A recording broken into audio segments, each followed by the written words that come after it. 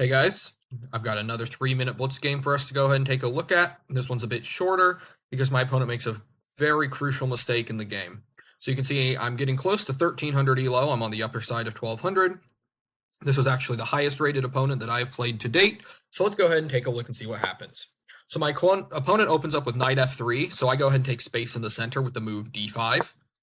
My opponent then plays the move g3, opening up to fianchetto their bishop on this long diagonal. So I respond with the move knight to f6, and so now I have a piece developed. And then my opponent plays the move bishop to g2, fianchettoing it on this diagonal, and I get my bishop out here, playing the move bishop to g4. My opponent then pushes their d pawn to d3. Now they've opened up this diagonal for their bishop. And I respond with the move knight to c6, looking to strengthen my control of the center. And then my opponent plays the move c3, which in this position, the computer wants them to go ahead and push the pawn, so I have to move my bishop again. Push their h-pawn, kick my bishop away. But they played the move c3. I'm guessing, well, you'll see why. So then I take up more space in the center, and my opponent can't recapture this pawn because my knight is defending that square. So that's why I'm able to play the move e5. And then my opponent plays the move queen to a4.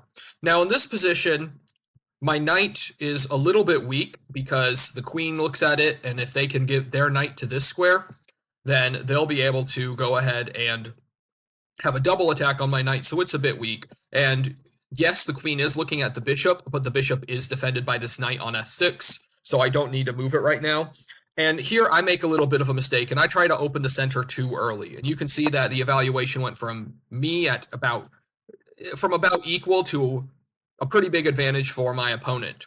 Because what my opponent could do is play the move knight to e5, and I would be forced to drop the bishop back, and then they can go ahead and take off my knight, or take off my bishop with their knight, and then I'm forced to capture back in the middle, and then they can get their knight developed like this, and now they've got a roaring attack where this knight's under a lot of pressure, 3 different pieces, but it's only defended once.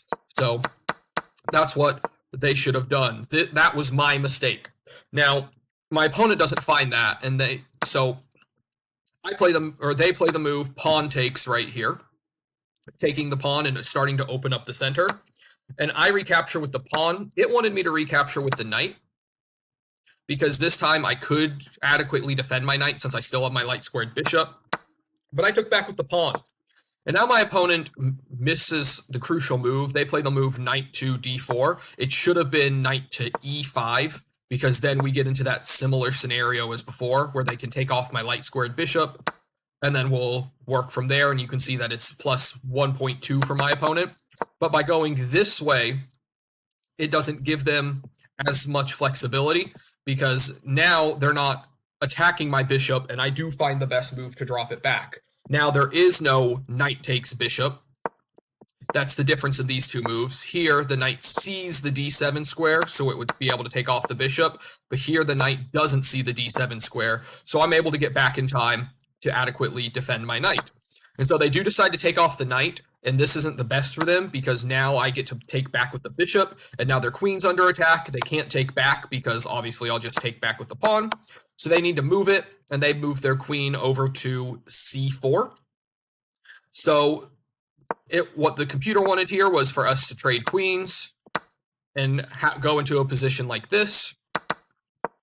But my opponent played the move queen to c4, and I start to think about castling my king. It wanted me to defend this bishop a little bit more, but I played the move bishop to e7, and then I'm not sure why they take this pawn here on e4. What I think they thought was that this bishop, I think they thought that my queen was also guarding this bishop, guarding this pawn on e4. I think that's what they thought, but it didn't, so that's just a complete blunder of a piece, because it's only defended by the queen here. Queen is guarding the bishop, but there are no pawns guarding it. There's no rooks. This knight's not guarding it. So I just go ahead and take it off.